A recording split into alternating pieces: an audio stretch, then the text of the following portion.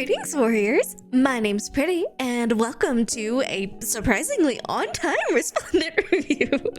And then, of course, Faye was like, "Hey, why don't we link the next one after this current one?" And but I'm not doing that video until later because I don't want to deal with it. Two notes before we begin. One, I have a poll ongoing to kind of rebuild my design aesthetic sheets for all of the realms, so I'd appreciate if you could take some time and go ahead and do that for me. It's really long, but you can go back and edit, so that would be greatly appreciated. And second announcement is there is another poll going on for guessing the winner of A Hero Rises, because that's coming up soon, and we want to figure out who has the best chance of winning that, for everybody to get that free hero. So that poll will also be in the description. Please take some time and do that, because that would be greatly appreciated, and I appreciate everybody's input and feedback on both of those polls. With that said, let's dive into this Resplendent. The people of Muspell may be a bit intimidating, but that's never stopped me from getting to know anyone. It's Roy. Brave Roy, to be specific, in Muspell. Very interesting choice. I don't know, we'll dive into that. But it's cool seeing him design-wise, be the opposite of his base Resplendent, because, Niffle, Muspell, two different realms. One is fire, one is ice. So let's see if he fits design-wise into the realm of Muspell. His color palette is mostly on point. He's got the blacks, he's got red, obviously, and gold, and typical flamey colors. However, he is a lot more blue-toned than others. In the base realm, the original characters from the realm, which is fine. I mean, they've done blue Muspell people before. Hector is one that comes to my mind. I kind of wish that they didn't do the blue. I understand why they did the blue, because it's originally in his design, but I feel like the blue just detracts from it being a Muspell design. He's got a headdress, which is like his little band underneath his hair. Makes sense, because that was in his original design as well. He's got a long cape, yay! And also, it's essentially a tunic, but it is one of the similar silhouette features of Muspell characters. So, good stamp on that. His feathers aren't black. They're red, and I don't know how I feel about that. It just kind of feels out of place, but I'm not trying to be too nitpicky, so yeah, sure, cool. He doesn't have short pants, because yes, he has pants underneath his tunic. He does have high boots, great. His design is not really asymmetrical. He has asymmetrical features, example his belt and his the beginning part of his cape, but everything else is pretty symmetrical, and it's not as strong as it could have been, leaning into the Muspell themings of asymmetry. He has shoulder armor, which is really good. It's kind of small, just personal nitpick. And finally, the creme de la creme, he has the flame cape going on. My main gripe with this design is it feels like you could just literally change the colors on this, and ta-da, he fits into either Embla or Asker, which is not a bad thing. I understand a lot of the designs in Fae share similarities. A lot of them have feathers, a lot of them have that scale armor, but there are some minute changes and minute things that they do for each of the realms that really make it stand out, and I don't feel like Roy is standing out all that much in terms of fitting into Muspell realm, he feels like more of an amalgamation of all three of those realms. And that's just my personal opinion with my understanding of how the designs break down.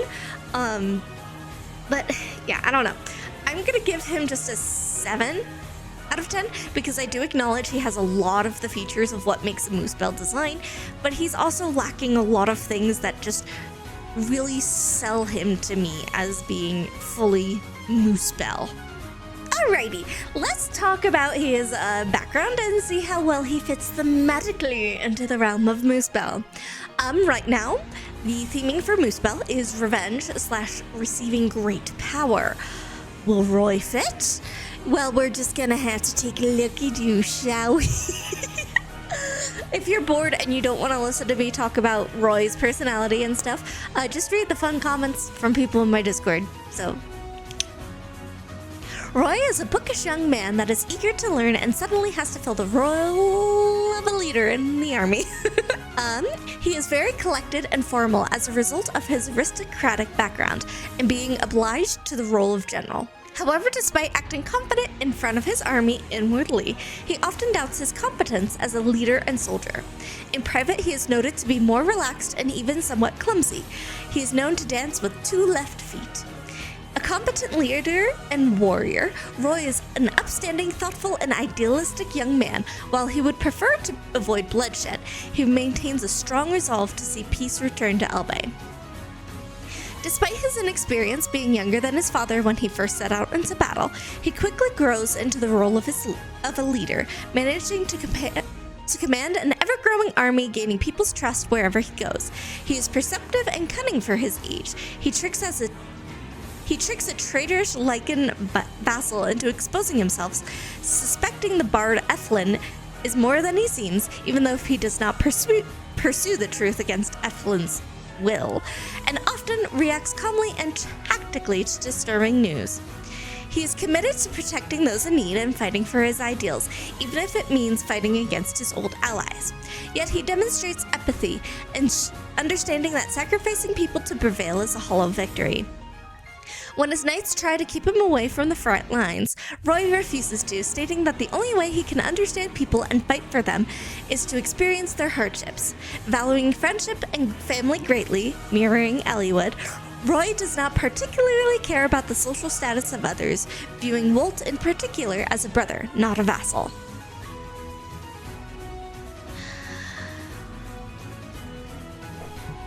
I don't think he fits. Personal opinion. From my understanding, I have not played Roy's game, so people in the comments, you're welcome to say, pretty, you're wrong, he fits. I don't really see any sort of theming of revenge, a theming of having great power bestowed upon him or taken or whatever. I mean, in the sense he has a great duty bestowed on him because, you know, he's got to live up to his father's shoes. But I don't see it in the same sense as other Muspell characters. I don't really think he fits.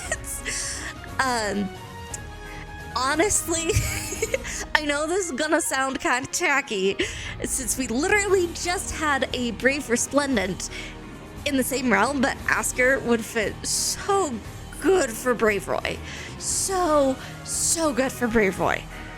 Like, amazing. Like, because that the theming for Asker is all about like the sense of duty, sense of righteousness to the country and the world, you know.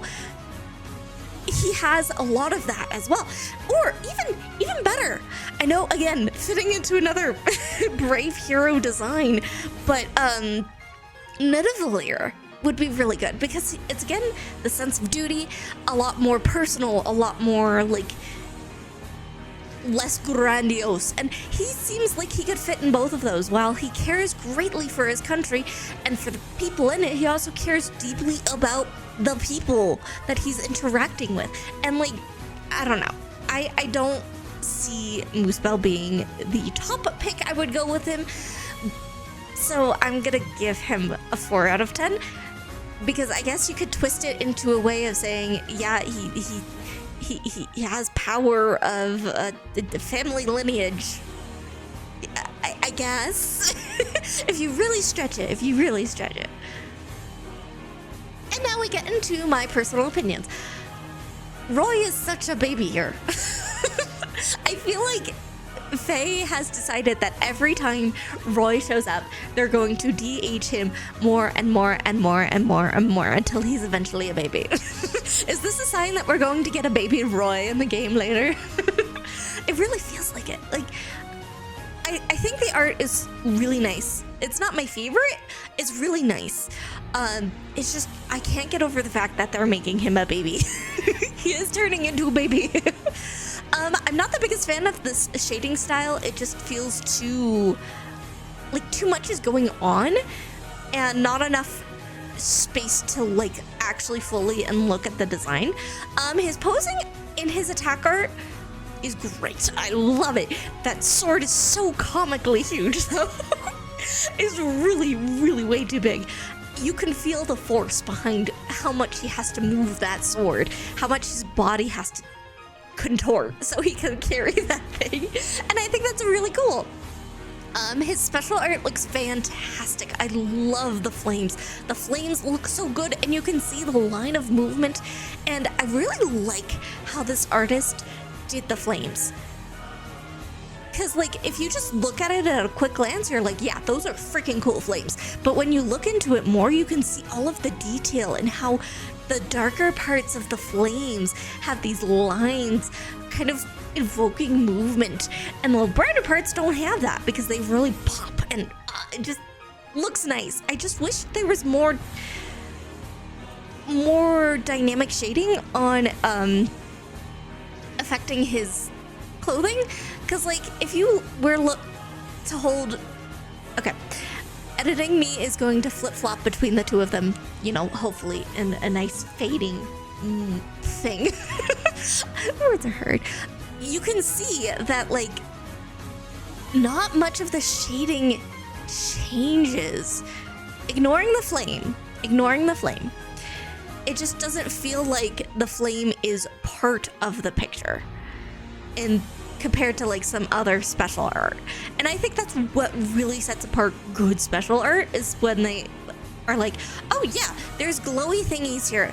Oh, let's add some little bit of glowy things around and then it looks all nice and cohesive. But no, it just looks like the fires placed it on there. Except for his sword. His sword looks like it changed. Everything else kind of looks the same with maybe more just a red overlay on it. And that's okay. But not what I want, you know, from special arts. It does look really good, though. His damaged art is, you know, damaged art. I like that it's a defensive pose. Nothing more to say about that. And I don't know. I'm just not 100% sold on this Resplendent. I think it's very interesting that they're kind of getting into the groove of brave heroes are getting their Resplendents like right now. Because we only had Lucina like literally a couple of weeks ago. And it's been a long time since we had Ike, but it just kind of feels surprising that we got another brave one so soon. As for where I'm going to put him, I think I'm going to put him in slightly better than base, like right underneath Faye. Actually, no. We're going to put him in between Ephraim and Faye. Because, like, it's good. I acknowledge that. It's good. It's just not my cup of tea. Well, what do you think about Resplendent Roy? I would normally ask, what do you think the next Resplendent is going to be? But we already know that. Please don't spoil in the comments below who the next Resplendent is, because some people might have not noticed Intern Kun fucking up so hard. I'm not going to do a review on them until they come out because, you know, I literally just caught up to being on time with these, you know, reviews. So I would like to get into the normal groove of things. Other things, I don't have much to say. Thank you guys so much for watching and subscribing. Keep fighting your battles, and I will see you next time. Toodaloo!